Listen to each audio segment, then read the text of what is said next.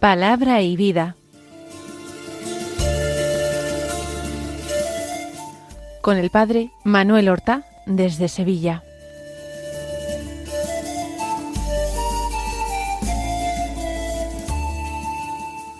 En el nombre del Padre, y del Hijo, y del Espíritu Santo.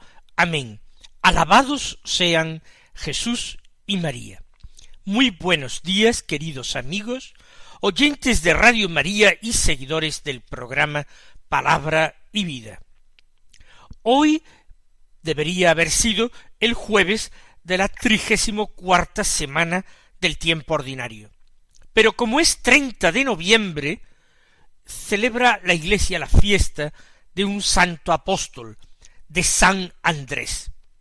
Terminamos otro mes otoñal y nos disponemos a comenzar ya mañana el mes de diciembre, que nos traerá solemnidades extraordinarias, como la de la Inmaculada Concepción de nuestra Madre y Señora la Virgen María, o la solemnidad de la Natividad de nuestro Señor Jesucristo, o incluso la de la Sagrada Familia. Pero nosotros vamos a despedir este mes de los santos, que es noviembre, con la fiesta de este apóstol del Señor. Vamos a comenzar haciendo una brevísima reseña de quién es este apóstol Andrés, natural de Betsaida y hermano de Simón Pedro. Fue el primer llamado de Jesús, o al menos comparte este honor con Juan, el hijo de Zebedeo, cuando el Señor estaba en el Jordán antes de comenzar su vida pública. Allí ellos, que eran discípulos del Bautista, le escucharon decir que Jesús era el Cordero de Dios, el que quitaba el pecado del mundo, y lo siguieron y preguntaron incluso dónde vivía, y se quedaron con él aquella tarde en que lo habían conocido. Andrés aparece con mucha frecuencia destacado junto a su hermano Simón Pedro y a Santiago y a Juan, y en las listas de los apóstoles aparece también frecuentemente destacado o unido su nombre al de Simón Pedro, o en cuarto lugar.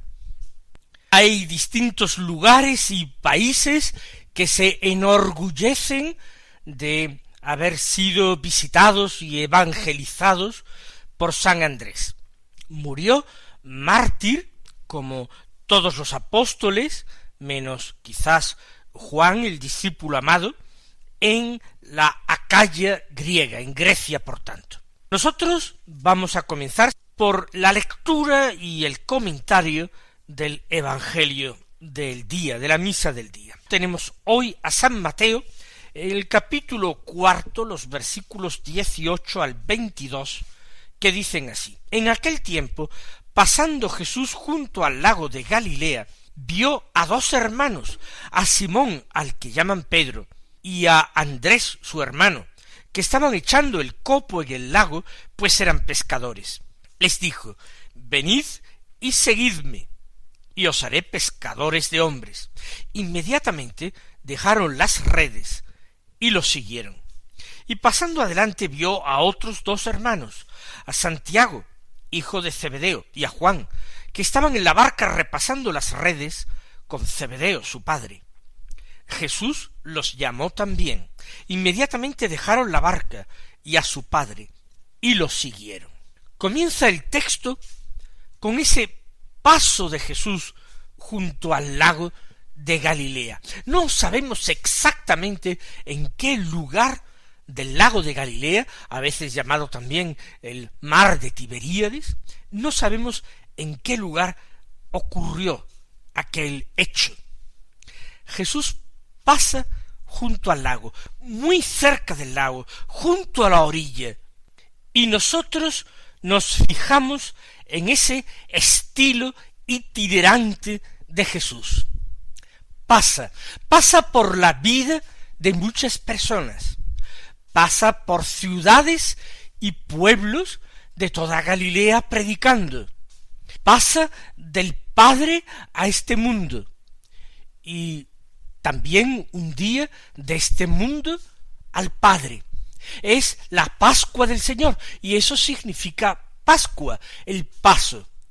Diríamos que toda la existencia de Jesús es una existencia pascual. Y tenemos que considerar cómo es la forma en que el Señor se está acercando a nosotros, a nuestra propia vida. Tenemos que preguntarnos al comienzo de este Evangelio, ¿qué es lo que el Señor puede que me esté pidiendo en este Adviento? ¿Qué es aquello en lo que el Señor me sorprende con su paso? Puede ser que me sorprenda practicando la virtud, pero también puede ser que el Señor me sorprenda en mi pecado.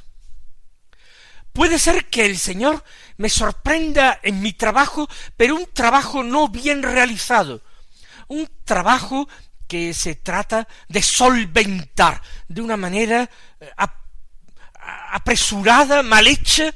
Lo único que pretendemos es cubrir un expediente o ganar dinero, o que el Señor nos sorprenda en el ejercicio de una responsabilidad laboral o doméstica en nuestra casa, que no es sino ejercicio de amor por nuestro prójimo y de responsabilidad hacia nuestra sociedad. ¿Dónde nos encuentra a nosotros el Señor? ¿Cuál es esa orilla de nuestra vida que el Señor visita o trata de visitar? Pues así es cuando Él vio aquel día a dos parejas de hermanos. Eran pescadores.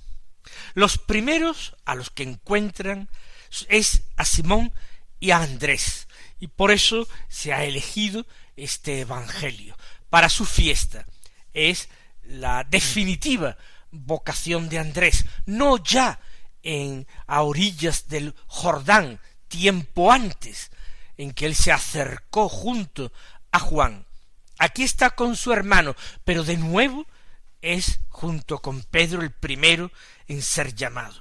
Están echando el copo en el lago. Es un arte de pesca. No sabemos la hora del día. Pudo ser muy temprano por la mañana, al amanecer. O tal vez era por el contrario, con la última luz del día, al atardecer. Da lo mismo el momento, el instante de la llamada. Cada uno, eso sí, lo recordará de una manera entrañable y personal.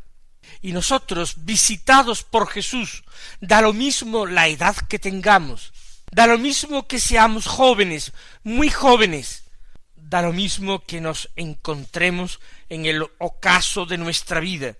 El Señor sigue pasando, porque el Señor no se cansa nunca de solicitar, de mendigar incluso nuestra amistad. El Señor quiere nuestra atención y nuestro cariño, nuestra atención volcada en la escucha de sus palabras, que nos muestran un camino de felicidad en el cumplimiento de la voluntad del Padre. El Señor quiere también ese cariño nuestro, porque Él quiere ser nuestro amigo. Nosotros somos aquellos que el Padre le ha dado. ¿Y cómo soportaría Él estar privado de esa amistad, que es una amistad querida por el Padre? Así, en aquel día lleno de fortuna, Pedro y Andrés encontraron de nuevo quizás a Jesús. Digo de nuevo porque ya hemos dicho que lo habían conocido estando junto al Jordán con Juan Bautista. Y ahora Jesús les dirige la palabra. Ahora no son ellos quienes, como en otra ocasión Andrés había ido detrás de Jesús, sino el Señor, llevando la iniciativa, les dice: venid y seguidme, y os haré pescadores de hombres. Hay que venir donde Jesús, hay que acercarse, superando toda dificultad. Tal vez una dificultad es que hay que soltar lo que se tiene entre manos. Hay que abandonar los proyectos comenzados. La llamada de Jesús inaugura para nosotros una vida nueva. Insisto, da lo mismo que seamos muy jóvenes o que seamos muy mayores. El encuentro con Jesús cada día inaugura para nosotros una nueva vida. Hoy comienzo yo a vivir si soy capaz de ponerme a orar. Hoy es el primer día de mi nueva vida y todo lo anterior, habiendo sido quizás muy importante, pasa a un segundo término, porque hoy el Señor me mira, el Señor me ama, el Señor me llama, y yo le digo que sí, que da lo mismo que en el pasado le negara tantas veces, pero hoy quiero decirle sí, hoy voy a ir hacia Él, hoy voy a soltar todo aquello a lo que yo me agarraba desesperadamente. Unos se agarran a su dinero, otros a su eficacia profesional, otros solo se agarran a sus recuerdos, pero no están dispuestos a dejar de mirar hacia atrás y continuar mirando hacia adelante. ¿A qué nos estamos agarrando nosotros? Quizás a cosas malas, nos agarramos quizás a rencores, nos agarramos a nuestra desconfianza, nos agarramos a eso que creemos que es nuestra incapacidad de amar como Dios quiere. Venid, venid, dice Jesús, soltad todo eso, toda esa carga inútil, soltad esas redes con las que no es que pesquéis, es que os enredáis vosotros mismos y termináis siendo pescados en vez de pescadores. Venid y seguidme. No basta ir a Jesús. Ya hemos dicho que Jesús es el profeta itinerante de la misericordia de Dios. Por tanto hay que ir a Jesús y continuar caminando, porque Él no se detiene, porque Él continúa pasando, y pasando por la vida de otras muchas personas a las que yo también me tengo que acercar para testimoniarles mi fe y mi esperanza y mi amor, para testimoniarles ese consuelo y esa gracia que me viene de Dios, pero que yo no puedo quedarme para mí solo, sino que tengo que compartirla. ¡Ay de mí si no evangelizare!, dirá el apóstol. ¡Ay de mí si yo no anunciara el evangelio, si no compartiera las maravillas que Dios me ha otorgado, si no hiciera expansiva mi alegría tanto como mi fe! Venid y seguidme, es lo que estamos diciendo. Una vez que nos acercamos a Jesús, ya no nos podemos quedar tranquilamente sentados, no podemos quedarnos parados. Una vez que se va a Jesús, se continúa detrás de Jesús, se convierte uno también en seguidor. Seguidme, les dice el Señor. Y ahora viene la promesa: venid a mí, seguidme a mí. ¿Para qué? No tenemos la ley de Moisés, no tenemos las instituciones de nuestra religión, no tenemos el santo templo de Jerusalén, no tenemos las enseñanzas de nuestros escribas y doctores de la ley. Jesús ni se refiere a todo ello. Venid y seguidme, yo os haré pescadores de hombres. Curiosa promesa. Les invita a dejar las redes hechas de cáñamo y les promete unas redes invisibles, redes de amor, redes de virtudes, con que atraer a los hombres hacia Dios. No son redes engañosas, no son redes para dar muerte a aquellos a los que se pesca, para aprovecharse de ellos. son redes llenas que nosotros tenemos que alcanzar, no para nosotros, sino para Cristo, para Dios nuestro Padre.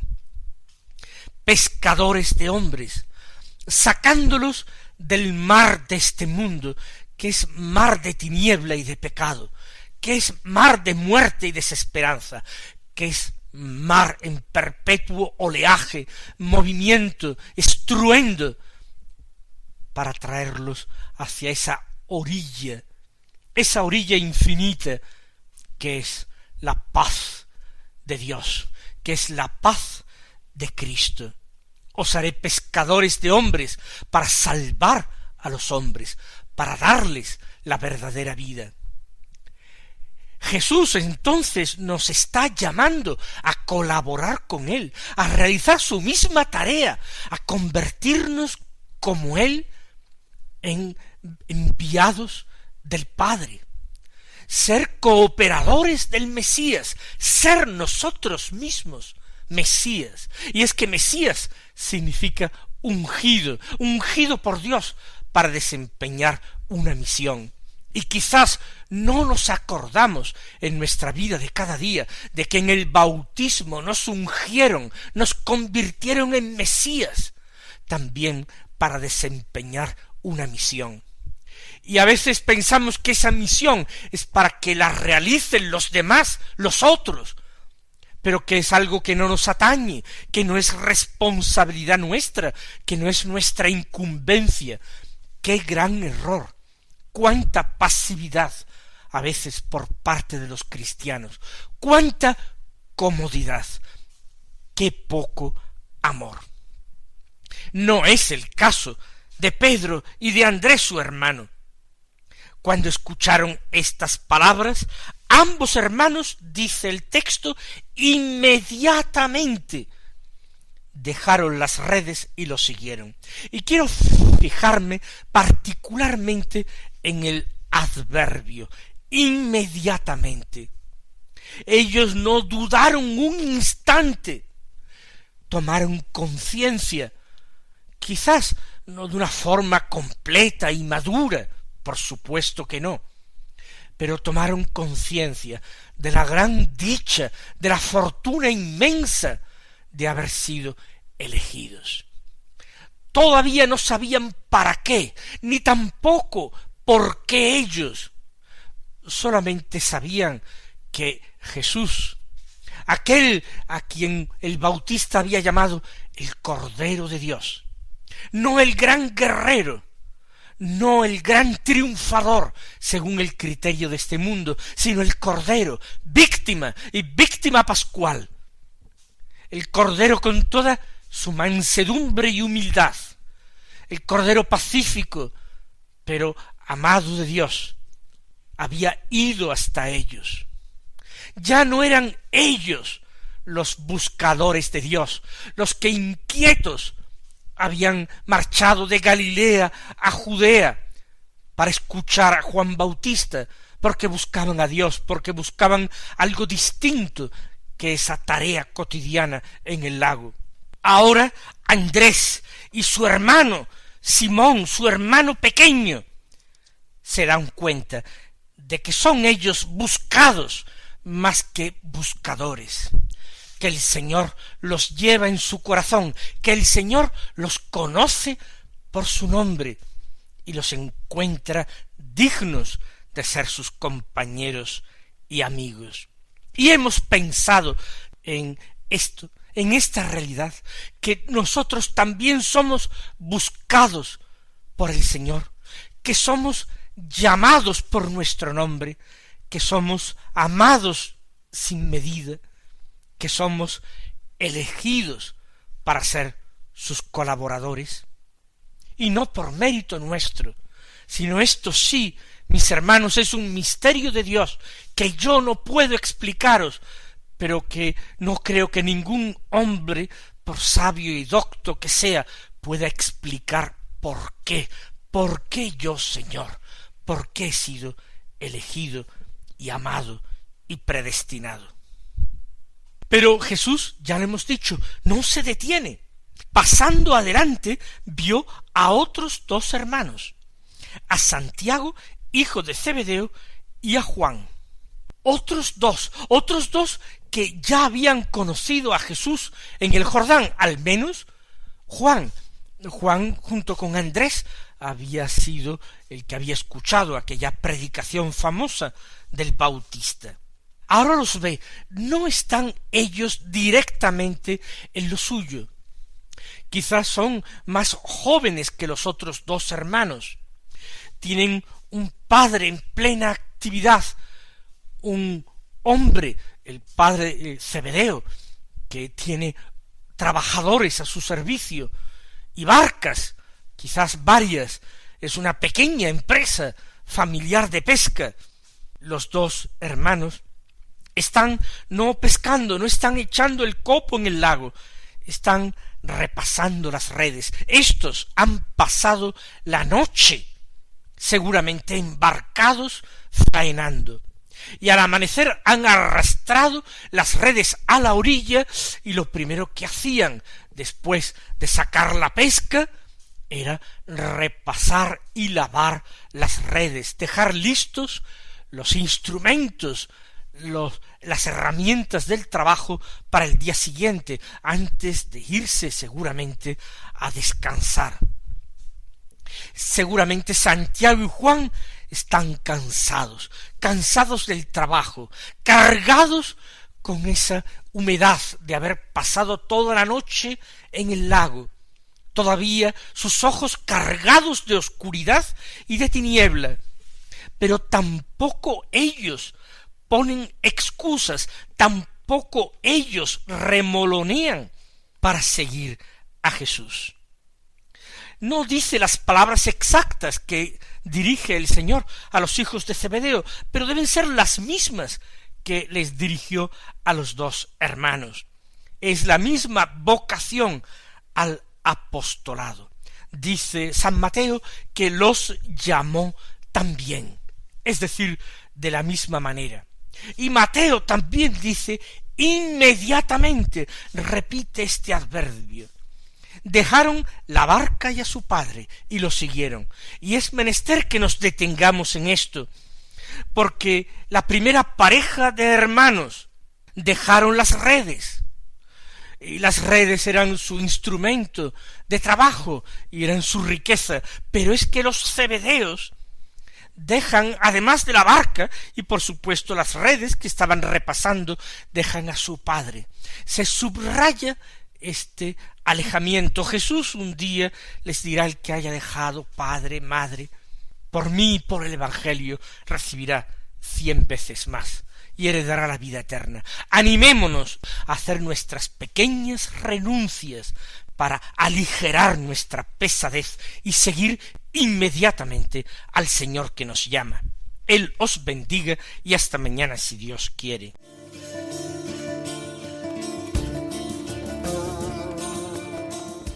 Han escuchado en Radio María Palabra y Vida, un programa que dirige el Padre Manuel Horta.